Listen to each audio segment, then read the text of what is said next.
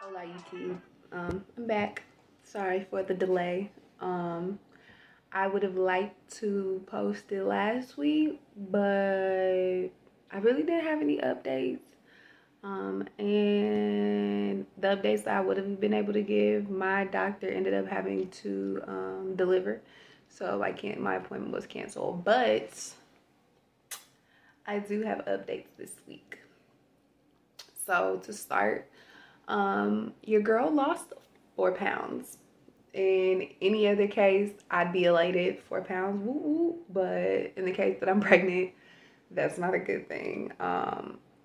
When my weight got checked while I was in the office, I thought I had only lost like 0.8 pounds. And then when my doctor came in, she definitely reassured me that I lost 4.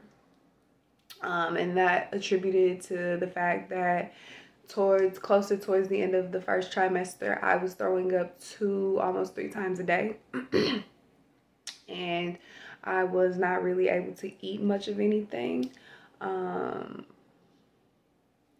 since then, so it's been two weeks since then, I have noticed not an increase, because I won't say it's an increase in my appetite, but I don't get as nauseous. But I'm also very cautious about when I'm consuming food. I get a portion that I think will work for my body. I tend to stray away from foods that have gotten me sick before. I really don't have an appetite back whatsoever. But my doctor reassured me today that that should change here shortly. She did seem kind of concerned when she brought up the weight thing. But then when she got to actually checking my stomach, checking the baby, she said that my stomach looked like it was right on point as far as the size of it, which I can show you. That's baby. And then the heartbeat was good as well. Right now it's still too early to tell. I guess it's still too early for ultrasound to be able to determine the gender of my child. So I'm going to be going through the process of getting a blood test done.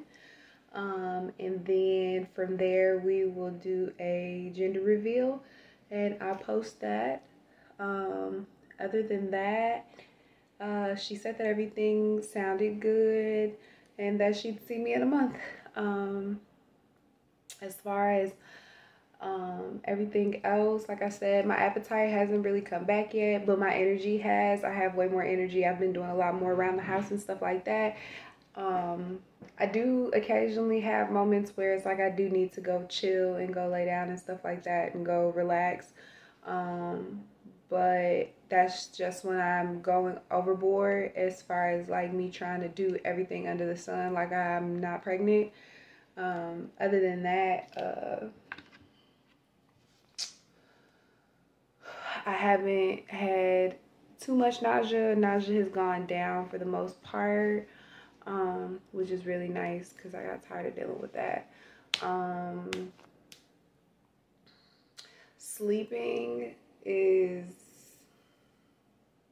hit or miss, just because I get up about 4 to 5 times a night to go to the bathroom, but sleep is already starting to get uncomfortable. I have to sleep with a pillow in between my knees.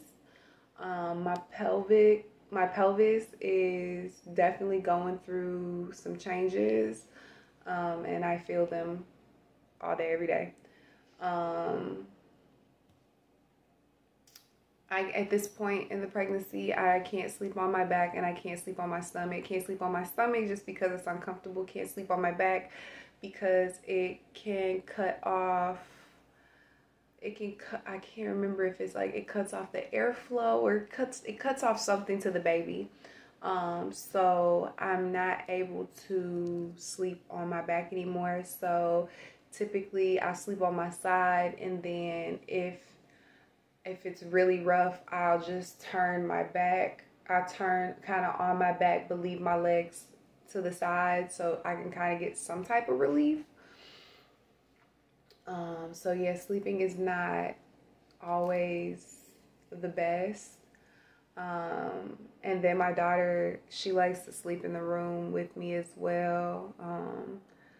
She likes to snuggle up in between me and dad. So sometimes it's a little rough because she's a wild sleeper. So just making sure, like, I also wake up with that, like adjusting her to make sure like she doesn't have a knee in my stomach, stuff like that. Um, Other than that, trying to think. Other than that, there's not really much else that has changed. Um, I'm hoping that my appetite does come back soon because I would like to get back to these dishes I want to eat. And then I've also been seeing some crazy concoctions that I want to try cooking as well. So I want to be able to experiment freely without the hindrance of nausea or feeling like crap. Like that's the thing, is like right now, like yesterday was a good example where it didn't matter what I ate, what I drank, I just felt icky on the inside. Like I don't know how to explain it. It just felt bleh. Like it felt kind of gross. Like there's even times where water really doesn't have a taste, but even water will be like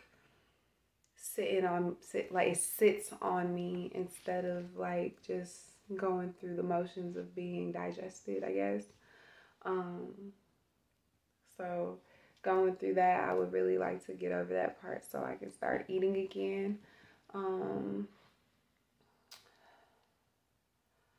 I've been in my nail room, which is where I'm at right now. I've been in my nail room more since my second trimester has started. I've had more motivation to do nails and stuff like that, which is really nice. But I think that was a culmination of one, being tired from my first trimester, and two, getting weaned off of my antidepressants. Like y'all just don't know how much cares in the world that I didn't have.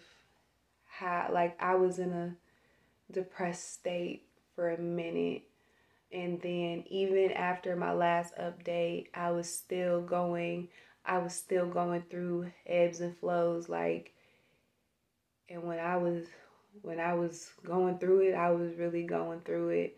Like it was to a point where I couldn't watch much things that were emotionally charged, which I mean, when you're pregnant, you're one big ball of emotions anyway. But like it would be bad, or like I would um part of my mental illness, being PTSD, is I will overthink things to a point where it scares the shit out of me. So like I would be like, oh shit, maybe I didn't lock the doors. And then immediately it's like somebody is coming into my house about to murder me and everybody in here. Like it got really bad. And so like a normal person would be like, well shit, if the door is unlocked, let me go check and see. Let me go lock it. But because I'm in that state, like I just don't want to get out of bed, and then I'm like, well, oh well. So yeah, I had to get out of that or whatever. And like I said, like it's also because I was getting off that medication. So I think now it is, I won't say that it's fully out of my system, but for the most part it's out of my system to where I'm not feeling how I was before, which is really nice. Um but yeah, my husband has been the greatest. He's been very, very helpful. He helps, like, especially like when my pelvis is just being god awful. He'll help me like stretch and stuff, like, you know, the stretches you had to do like during track practice and cheerleading and all that stuff. Like he helps me like stretch my inner thighs and stuff so I can get some type of relief, or like he'll rub on my back or rub me baths and stuff like that, or even after a long day, because he works lawn care, so he's outside in hot Florida sun for 8 to 10 hours a day. He'll come home and he'll cook, or he'll do letters with our daughter because she's 5, she's in kindergarten. So like he definitely has stepped his game all the way up to 10,000 to like pick up where I'm lacking. I think that if I wasn't pregnant, I'd be in a lot of trouble right now, just because it'd be like, okay. But because he realizes he did this to me, because he realizes that he did this to me, he's extra helpful and stuff like that. But I do feel bad sometimes because I feel like I might be milking it sometimes. But I also realize that at the same time, I have to give my body breaks. Like I can't just stay go, go, go, go, go all the time, just because if I do start to overdo it, or like I get to that point, like my body will be like, nope, shut down. And then I'm hurting or I'm passed out somewhere. So yeah, that is me in a nutshell as of right now at 15 weeks and 2 days. I'm excited to see where the rest of this pregnancy goes. I'm hoping that this pelvis thing will finish adjusting itself soon enough, but I feel like because it's already started, there's no end to it. Oh, that's what I want to talk about. So, in the morning, I thought it was just because of my sleeping habits. So in the morning, what I've noticed is since I'm laying on my side, when in the morning, like when I wake up, I'll roll over onto my back for a little bit just to kind of wake up and adjust myself, adjust my eyes to the light and all that stuff. But what I noticed is, because in the morning I rub on my stomach and stuff, I noticed that it's kind of firm. And I thought that might have been just, my uterus or whatever, just like maybe in shock just because I shifted my weight drastically from one side to the other, you know. But when I was talking to my doctor today, she informed me that that might be Braxton Hicks. For those of you who don't know, Braxton Hicks are false contractions. Which kind of alarmed me when she said it, but she's an older lady and she's so nonchalant about the situation. She's like, oh, that's normal though. Like it happens. Like at where you're at, like you can have those, but it's not like I have them multiple times throughout the day or anything like that. It's like I just have one in the morning and that's it. So I'm cool with that. It's nothing too major. She's not worried about it, so I'm not worried about it. So yeah, if you are pregnant and you are, I started feeling that in my 14th week. So if, you wake up some mornings and your stomach is a little more firm than normal, you're like, what the world? It could be Braxton Hicks contractions, which those are just false contractions. There's nothing to worry about.